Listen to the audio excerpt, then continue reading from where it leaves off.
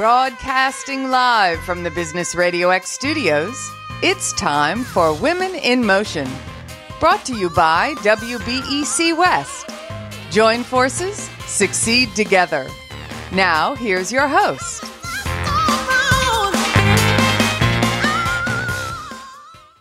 Lee Cantor here with Dr. Pamela Williams in another episode of Women in Motion, brought to you by WBEC West.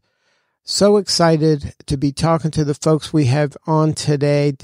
This month's theme is Women in Construction, and this episode is going to focus in on Milestones to Millions. You got quite a group today, Pamela. I do, Lee. It's great to be with you again. And today we are focusing on women in constructions and milestones to million.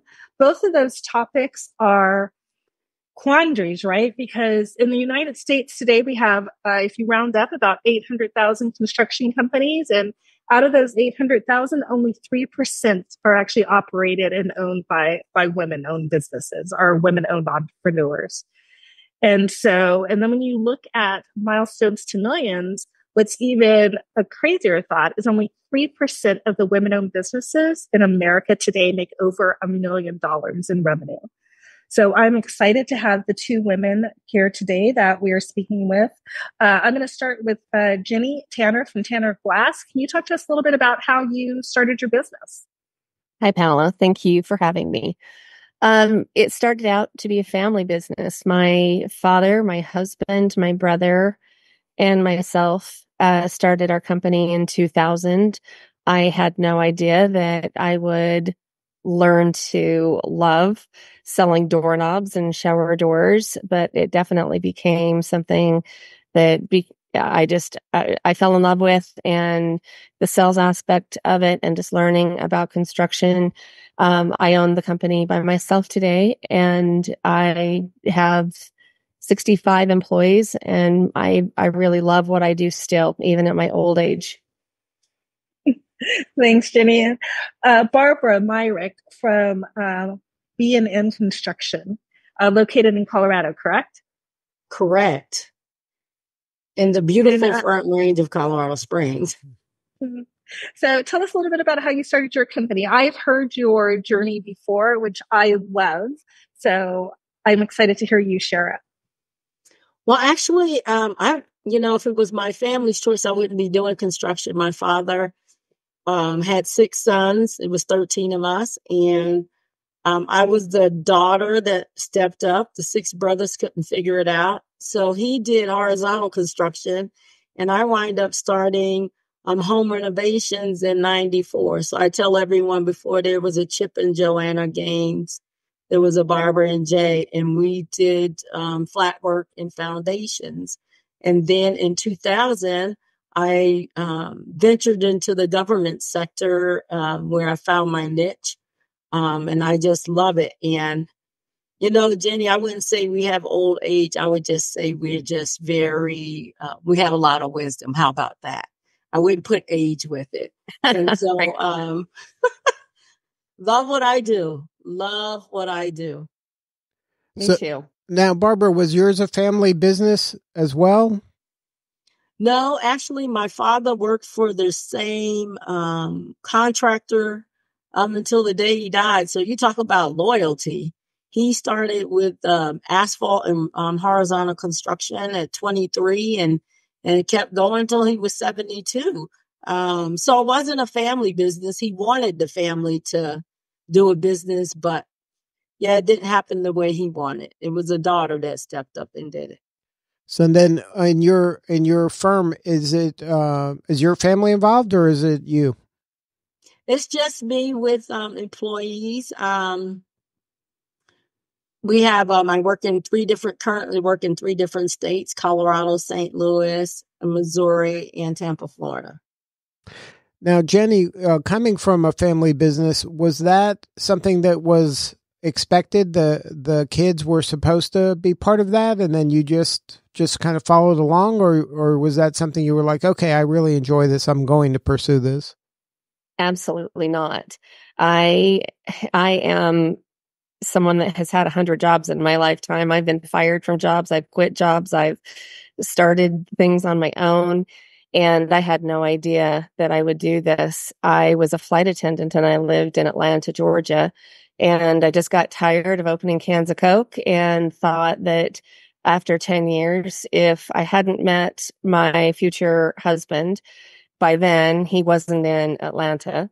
So I decided to move back to Utah, and my father owned a company that did similar to what we do now. And he had a partner, and they didn't really like each other very well. And my brother worked for him at the time. So my dad said, "Hey, if you want to move back from Atlanta, I've got a job for you as a sales rep, peddling doorknobs and mirrors and shower doors in the Park City area." And so I thought, well, what the heck? I'll give it a try. So I moved back. I met my husband who worked for my father the first day I got back. So I definitely felt like that was meant to be. And working with my dad and my brother, and my husband didn't become my husband for about 2 or 3 years after. But working with my family it was extremely challenging, getting to know them again after living away and loving them, but not really knowing them anymore as a grown up, and just learning the business inside and out. My dad was such a great mentor for me, and I really appreciated all the time he spent teaching me about the business and helping me understand, how to be profitable in this kind of business, because you aren't always profitable in construction. And then now, are your children involved, or does that kind of end with you? So when I moved back from Atlanta, I was 32. And again, having jobs all over the place, I didn't know I would be working in a family business. And so I have to remind my father that while his 2 granddaughters don't want to have anything at all to do with the business, they're only 24 and 19, and who knows what the future holds. My one daughter just graduated from the University of Utah with a degree in environmental and sustainability studies. And then my other daughter is a barista at Beans and Brew at the airport and loves her job. And right now, neither one of them want anything to do with what I do every day. So on that, my children actually did work for me. Actually, my husband used to work for me. And for us, it was a struggle because I am very direct, and they couldn't separate work from home.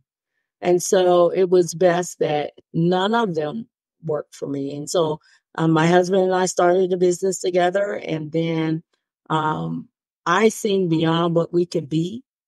So most small businesses, live in the small business mindset, and I live in the large business mindset. How do I get there? And my family just wanted to be the mom and pop, right? And that didn't fill me. It didn't satisfy me. And so my husband left the company, and then he does his thing now. He plays in dirt all day. So he excavates, and that's what he does, and he loves it. And my daughters, they came to work for me, and it was hard for them to work for mom, because at the end of the day, you do have to separate family from business during those hours. And they really had a hard time. And both of them are graduates from DU. And now I'm proud of them. They're doing their own thing. I had to tell them to go find what makes them happy, because working for me didn't bring them fulfillment. I wanted them to fulfill their dreams and wishes. And I think sometimes family-owned businesses, the expectation is that kids take over the business. But is that their dream? Is that their passion? Are they going to give their 150% like we did to build a business? And so I had to come to grips with that myself as a mom, that this was my dream. This was my passion. And so I wanted them to go and spread their wings. So they're doing well now. And my son, he went on into the Navy as a nuclear engineer tech, and they all just had to go do their own thing. But I see it now. That was the best thing that for me was to let them go and be the eagles and soar that they could be, because it wasn't with me in the company. Now, you brought up an interesting point, and I think it kind of dovetails nicely with what Pamela said at the start, that very few women, first of all, get into construction, and then second of all, achieve that kind of $1 million mark. Any advice that you can share for that aspiring woman entrepreneur to dream big and to really kind of go for it rather than settle maybe for a smaller entity when, there might be a path to a larger entity? Well, I don't think everybody wants to have a large business. It's hard to have that many employees and to offer the benefits and to be a legitimate big business as opposed to a mom and pop shop where you can fly off the seat of your pants anytime you want. It has to be structured in a way that you understand your financials and understand the profitability of your company. And that isn't for everyone. So any advice I would give someone, another woman that has a construction company or wants to start a construction company or any company for that matter, you need to know what you want at the end of the day. And in 20 years from now, where do you see your company? And that's where you start, is if you don't want the headache of all of those employees and the 401ks and the insurance and the vacation and HR and accountants and lawyers, then maybe you better hone it in and bring it back to begin with if that doesn't suit you right now today, if that's not where you see your company going. I totally agree with that. At one point I had 90 employees, and it was just, you're right. You had the 401k, you had the health benefits, you had to provide, you had the taxes that was employee taxes that was just crazy, right? And then you had the stress of getting out there, and you had to bring in income, right? So most people think, well, I have these contracts, they'll last forever. No, you constantly have to look for work and submit proposals and things of that nature. So I totally agree with you. You give it, think about it, because going from a small business to a mid-sized business to a large business are all different phases. And so find your niche within that area of expertise that you love. And if you want to be a $5 million business a year and have great profits, that's great. 10 million, that's great. But we have to keep in mind, the bigger we get, your profit margins actually, they don't increase, they go down. And so give all of that some thought. I mean, being great is good, but there's heavy roles and responsibilities that come with being large and great and all of those things. So great point. I would take that and, put that in my. Now, were there any challenges as you were kind of going, evolving in your business where you were like almost stopped, but you kind of powered through, or you got help and were able to kind of overcome them? One of my challenge was, I think, well, I know it was access to capital. I think most small businesses struggle with access to capital. And so getting the head around your financials and your profits, and understanding not to take everything out of the company that you make, because you do need to grow, was some lessons that I learned that helped me move to where I'm at now. So learning those basic fundamentals of financials and, Jenny said, making sure you have an attorney. Even as a small business, you need to have an attorney. You need to have a good accountant. You need to have a good bonding company. And I think sometimes we don't look at all the parts and pieces that come with doing it. It's after we get in it that we have to realize that we have to do those things. But access to capital was a challenge for me for my growth. But once I got my head around it, I'm okay. I understand it. Yeah, I actually have somewhat of a sad story. As we were going into the recession, and we're in both commercial and residential construction. And during the recession, my brother, who I think for all intents and purposes, my dad thought that Jeff and I would be partners.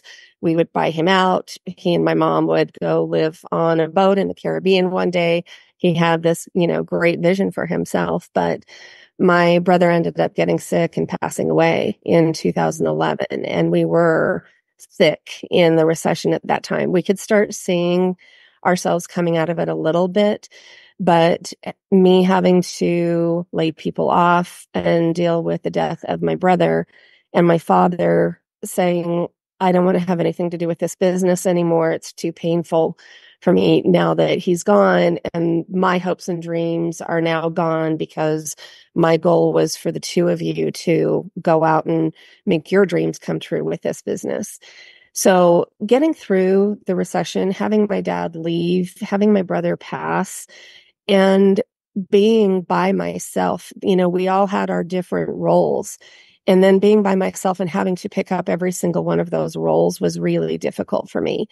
And like Barbara, my husband didn't, I guess he was married to the boss. And so there was always I kind of get to do what I want. And we had to make an agreement that he would leave the company too.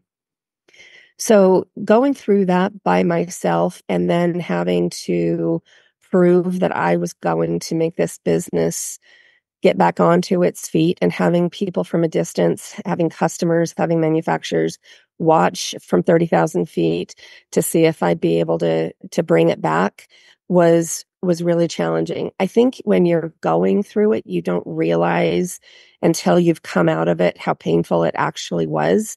And you can look back in the rearview mirror. And so during it, I just did it. I got up every day. I went to work. I solved problems. I'm a problem solver. I can make a decision in a second. I don't have to contemplate anything. I know what's right and wrong for my business. And but going through that was probably the hardest thing I think I've ever gone through in our business. So, you bring something. Thank you for having me reflect. So in 2017, I wound up with breast cancer. And so I had to leave the company for health reasons. I had to step back afar to, heal. And when I came back, everything was upside down. Mm. And it was just a total mess. And so someone came in, actually my daughter came in and said, she didn't say we had a problem. She said, you had a problem. So everything that they didn't do while I was out for 9 months came back to me when I came back. And you're right. I put my head down. Most people would have filed bankruptcy and closed their doors. I put my head down. I reached out to my creditors and all my clients, and I just worked through it. And so I hired a new accountant last year in 2023, the beginning of 2023. And she was just speechless. When she went back and looked at the history, she said, oh my goodness, most people would have given up, but you didn't give up. And she said, how did you do it? And I said, I love what I do. I reached out and communicated with my vendors and my clients, and I just worked through it. And I said, I'm in a better place today than I was in 2017. And in 2017, I had crazy revenues, but I'm in a better place today from a mindset of processes and procedures and accountability and all of those things that we overlook sometimes. I'm in a better place, in a better mindset. I know what I want to do, how I want to do it, and what clients I want. So I commend you because, dealing with bereavement and going through all of those things is a hard process. And we do feel alone. I was alone. I felt alone. Yeah. I don't think you know how bad things are until you go through something and come out of it and see oh my gosh, I didn't know how to run my books. I didn't know how to manage profit. I didn't until you've gone through it and you can look back. And so everything we go through is absolutely a learning process and absolutely growth. I think trials and tribulations help us grow. Yeah. Because it's the things that we need to pay attention to that sometimes we're not paying attention to because we think we have all these people in these positions that look at things that we do and hold on to the vision and the mission, right? But in actuality, some of them don't. And so I think it just makes us stronger and better. I know I'm stronger and better. Agreed. Now, when you're going through something, both that you each went through, how do you kind of find that true north, or does that never change? Is that what helps keep you going, that you have something in your head that you're kind of working towards, and you know that I just have to, just put one foot in front of the other and just kind of grind here, and it'll be okay if I do that. Like I have control of that. Like, was there something that was telling you that, hey, I'm on the right path, I'm going to be able to get through this? I think for me, following my gut, which is such a cliche, but it really is true, at least for me, that I have to listen to my instincts and know what feels good. And if it's too hard, then maybe it's not worth it. But I mean, that doesn't mean that you shouldn't fight for the things that are difficult. It just means that if you just keep getting tripped up over things that don't make sense, then maybe it just isn't the right thing. So for me, and maybe it comes with older age, maybe it was always there, but I was just too immature to follow my instincts and listen to what my head was telling me. But for sure, just listening to my gut is the way I make a lot of my decisions. And to be honest, they haven't proved me wrong yet. So mine would be, I find my strength in my faith during those times where I have to go back and reflect on what I should have been doing. And maybe I chose to try a different path, and I always come back to where I'm supposed to be. So it was my faith that really took me through a lot of things, even when my children decided that they didn't want to be here, and I had to reflect on that, and my husband, and then going through cancer. It was a lot of those things. And then I have some really I call them powerful women in my life that really was there to speak to me and encourage me, and to tell me that I wasn't crazy, and with some of the crazy ideas that people would say is crazy, they would say, gosh, that's amazing. When are you going to get that going? And so just having that strong network of women, even Pamela at times, she would call me and check on me to help me get through those hard times, because as women, we seem to hold things in more and try to figure it out ourselves. But I've learned over the years that I just share and have everyone else come in and help me. So it was my faith and some strong women that I have in my life. So, Barbara, I think that that's significant. And I think that as people start looking at either starting a construction business or expanding their current business, having a tribe is important. And so I don't know if either of you want to talk about any of the organizations that you belong to that have helped you as you've been growing your business. So We Back West is amazing, and We Back in totality is amazing for women. I've done several committees with the state. I've been on the minority business office with the state of Colorado. I've been the board chair for the Southern Colorado Women's Chamber. I've been involved in various organizations. Now I'm part of a mastermind group of African American entrepreneurs. It's 5 of us, and we get together once a week and we hold each other accountable. Then I have a little tribe here in Colorado Springs, a banker. I call a banker, butcher banker and a candlestick maker, but it's a banker, and it's someone that does HR. And we get together just to talk about business and to encourage each other. And one of the new businesses, the HR business, she just started her business last year.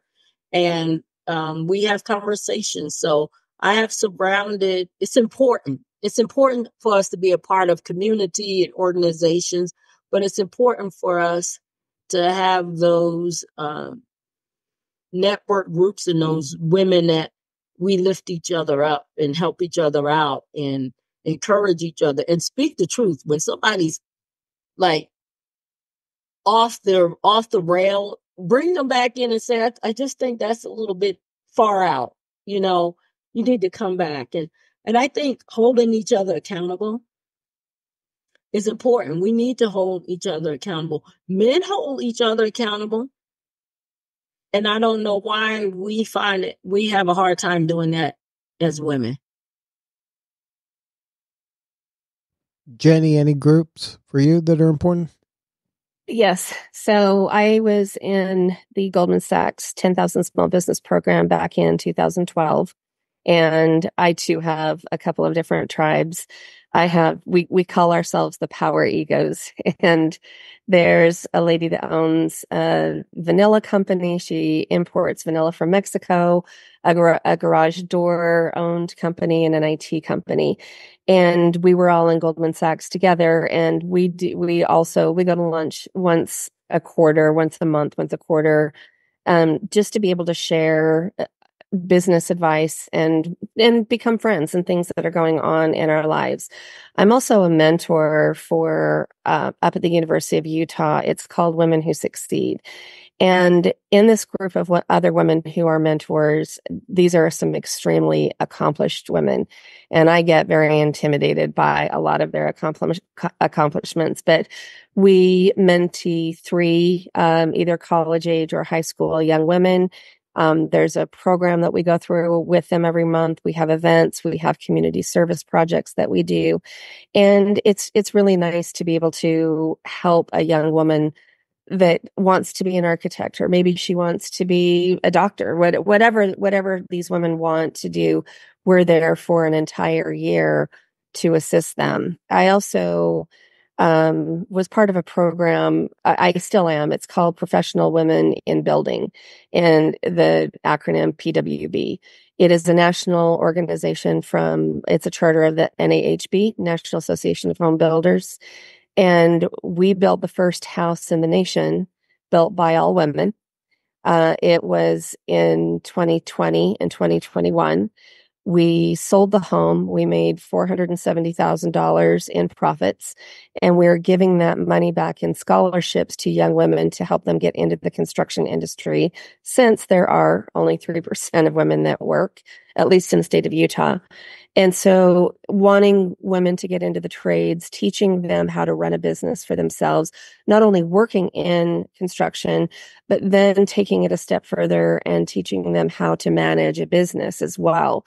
And we have a children's book that's been written out about our story. We have a Girl Scout patch, and it's called The House That She Built. And the 2-year experience that I went through with these women completely changed my life. And we are a tribe. We have each other's backs. We hold each other accountable. I sit on other boards as well. I'm directly involved with a lot of the homeless community issues that we have in the state of Utah. But PWB and the mentorship that I have through the Women Who Succeed program, and then my Power Egos, all of those women have my back and they hold me accountable. Like Barbara said, we have each other, and we share and we cry, and we've all been through trauma together, and we get together and we laugh and we cry and we drink and we have a lot of fun together as well. So, there aren't that many, I think women have a tendency to be more competitive. A lot of the panels that I sit on, I'm always hearing the same thing, that a woman would never apply for a job unless she could check all of the boxes.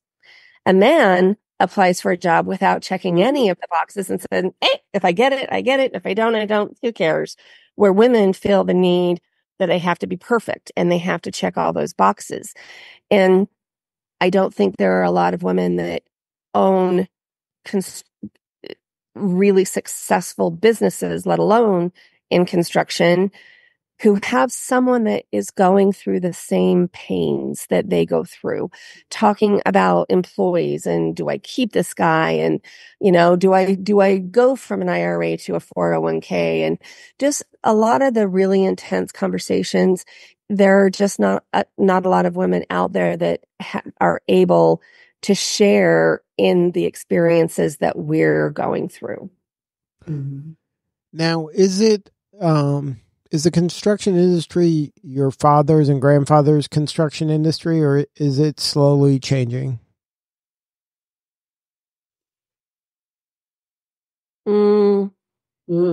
Very slow change. It's a very slow. There's some progress being made.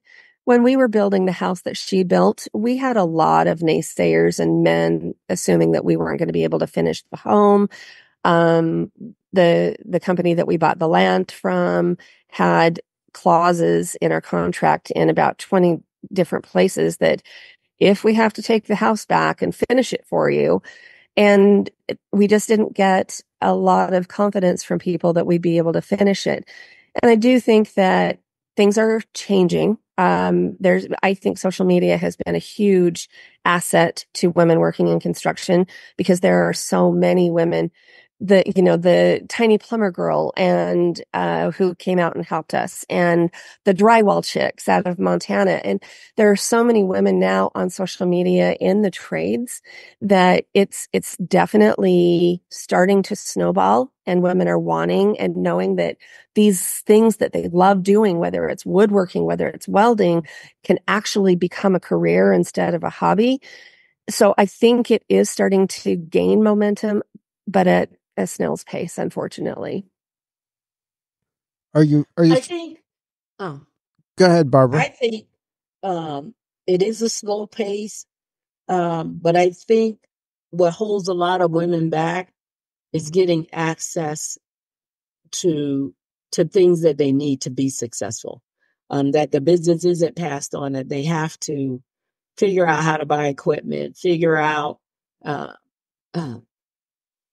equipment and trucks and all of those things, the finances, and how am I going to finance this and all of that. It's so much that the challenges that come with women getting as an entrant into this here in the construction industry, it can be quite challenging. And I think that contributes to the slow pace of women entering into the construction industry because there are so many unknowns, and it's a huge obligation and finance commitment that you have to do in some areas.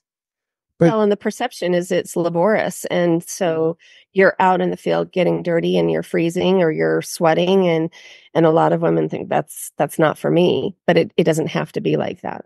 Mm-hmm. I totally agree. I still wear my stilettos. Now, is technology helping in that way to make it not as physically demanding as maybe it has been in the past? Absolutely. Mm-hmm. So you're finding younger women and girls, like at least considering this as a career path, maybe more than they would, in previous generations? So what I do, I go to the high schools, and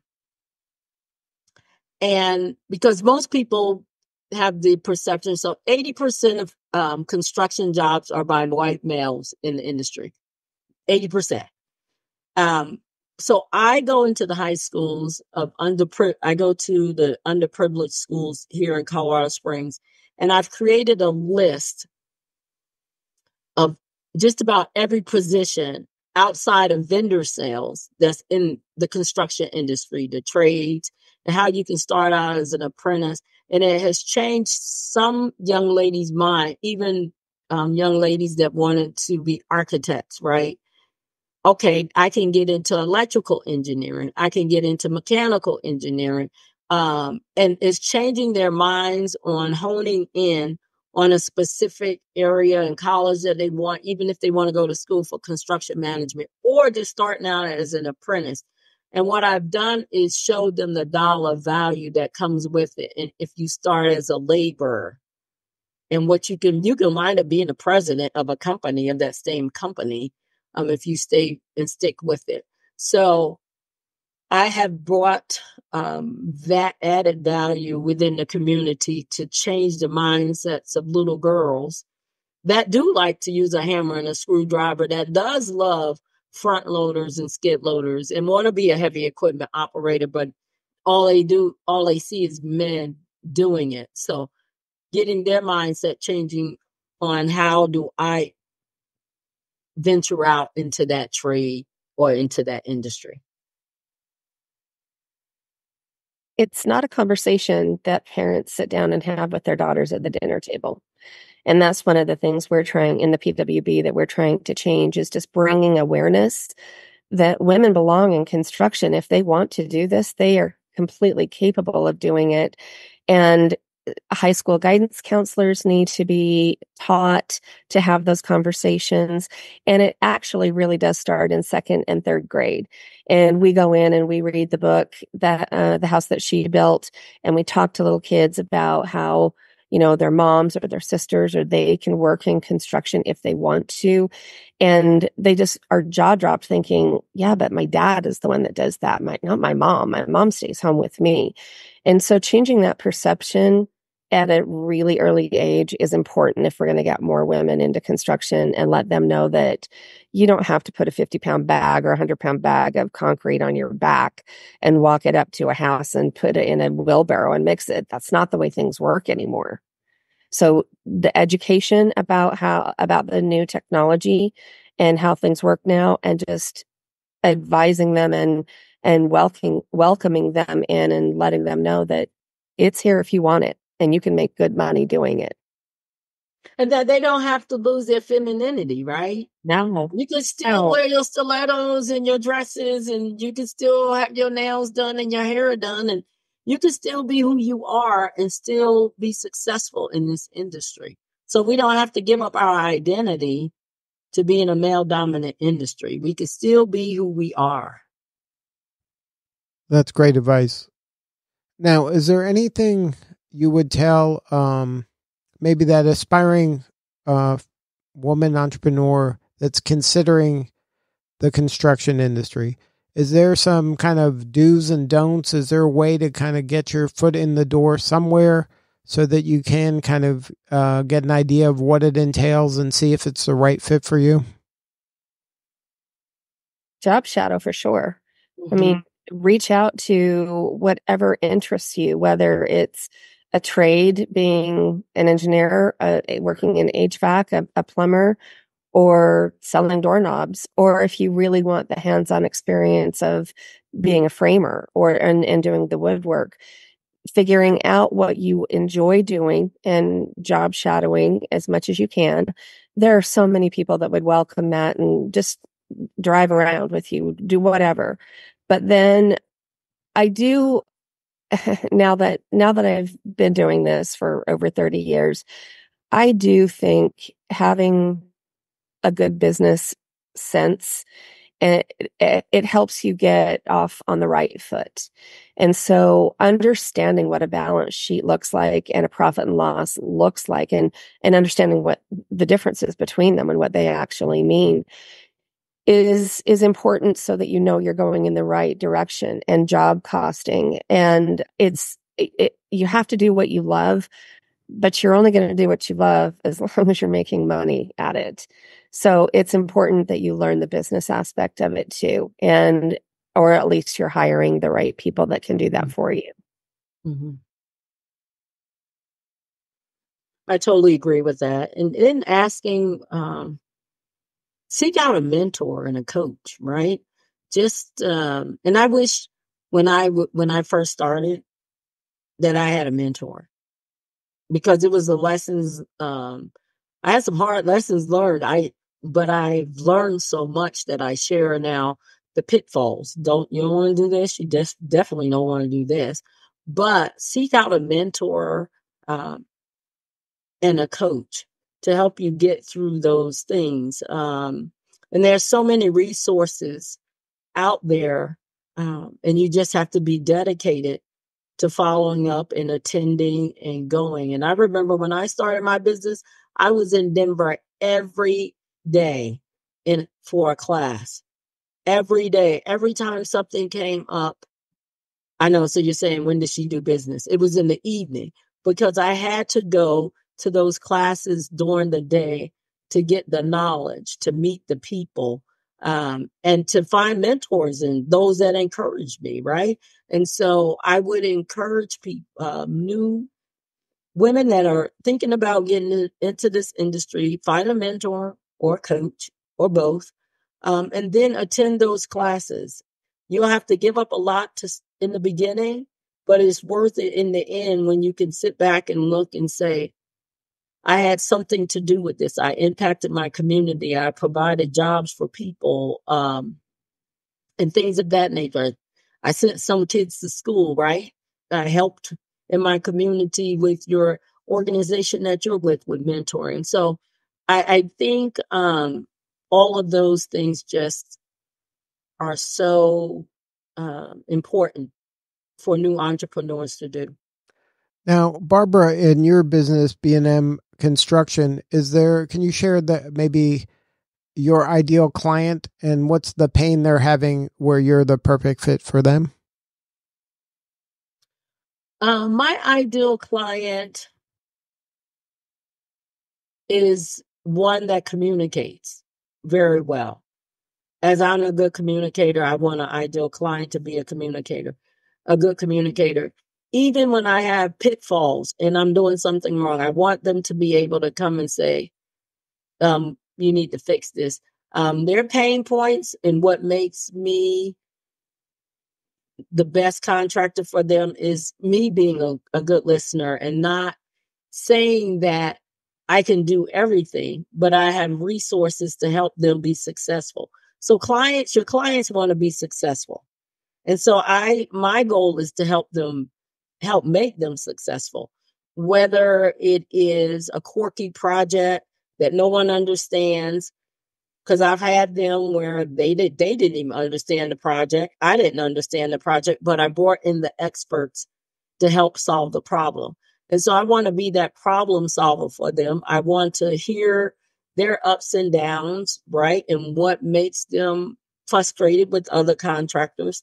I don't want to be that contractor that talks about another contractor. That's not the topic of discussion with me. But I wanna hear out the client to see how I can be a good fit for them and help them be successful. Because when I look at my clients, they're working for someone else. They have a boss that they have to report to, and so helping them solve their problems, that's what I aim to do. And so I think me being a good listener as a contractor, but them being a good communicator that's the ideal client for me. Now, if somebody wants to learn more, is there a website or what's the best way of getting a hold of you to have more substantial conversation about the work? They can contact me at bmyrick, BMYRICK at BMC-i.com, or they can reach me on my cell phone, 719-205-4795. And if I don't answer, please do leave a message because I do return calls. Thank you. Jenny, what's your ideal client and how do you help, what are they looking for? What problem are they looking to solve when they work with you? My ideal client is similar to Barbara's, somebody that communicates with me and tells me what their need is so that I can address that need.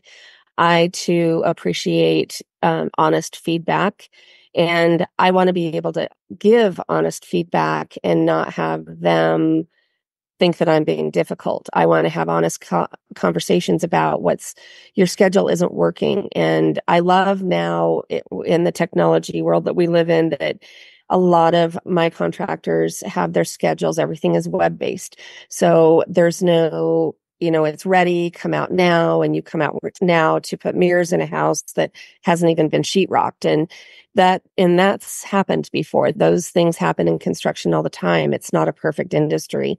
Things are never ready when you think that they're going to be ready. But having online scheduling is very helpful. And then if it's not working, being able to sit down and say, whoever's doing your scheduling is not helping you, because now we've got dry runs and we're going to have to start back charging. You're telling us things are ready when they're not. Having those conversations are very impactful to a long-term relationship. And instead of being looked at as a subcontractor, I prefer the name as a trade partner, because it makes everyone feel that they are on the same playing ground, and that a contractor doesn't get to always be the boss. And I get to tell them what my pricing is, and they get to choose it or not choose it. But I run my business, and I want the respect that from them, that they know that I know what my numbers need to be in order for me to stay in business, and that they respect that, and that it's a good price, and that I give the best customer service possible for what I do, and that they want that relationship. They want that really good customer service. They might be able to pay a little bit less somewhere else down the road, but they will never get the customer service from anyone that they will get from me. And that's why I have 30 plus year relationships with most of my builders, is because they know that anytime they call me, I will always answer the phone. It doesn't matter if somebody else can solve the problem. If they want to talk to me, then I know that they want to talk to me. They're calling me for a reason. They could call 50 other people in my company. So having just an honest, open relationship for me is the perfect client. And is there a website or a best way to get a hold of you if somebody wants to learn more? Yes, tannerglass.com is our website. And I can be reached at 801-859-4710. Thank you both. Pamela, what a show. Pamela, she can't even talk. She's so I was so engrossed in the conversation. But no, it was a great show. Thank you both for sharing your success, your hardships with us today. Lots of great information. I loved the thought of, instead of being a prime, being a trade partner. It sounds so much more personable. So I might steal that from you. And then I just learned a lot. So thank you both. all right. Thank you for having me. Well, thank you both for participating. You're both doing such important work, and we appreciate you. This is Lee Cantor for Dr. Pamela Williamson. We'll see you all next time on Women in Motion.